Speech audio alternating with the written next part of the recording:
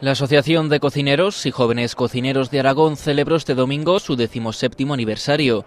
Personas y entidades relacionadas con la gastronomía fueron distinguidas en el transcurso de una cena a la que no faltó, en nombre del Ejecutivo aragonés, el viceconsejero de Turismo Javier Callizo, que destacó la labor del gremio.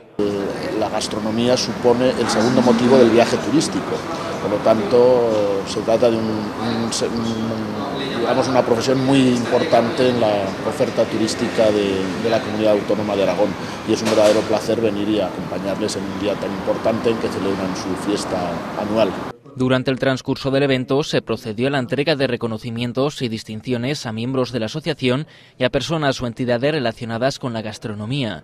Como viene siendo habitual, los galardones se materializaron en unos platos de cerámica especialmente confeccionados para la ocasión con los anagramas de la entidad. Esta noche celebramos nuestro 17 aniversario, un año más, en el cual pues hacemos una entrega de premios, pues un reconocimiento a la labor de toda una vida, a los cocineros y cocineras que están trabajando duramente en esta profesión. Y luego también pues se va a hacer una distinción a cocineros destacados. Alfonso Mora y su equipo deleitaron a los asistentes con una cena que estuvo compuesta por carpaccio de solomillo de buey con queso tronchón, marmita de borrajas con cremoso de patatas y detalle de berberechos, lomos de bacalao confitados a baja temperatura, magret de agnus ibérico, sorbete de cactus a limón verde y pastel de 1000 hojas de hojaldre reina. La jornada concluyó con la tradicional tómbola de regalos.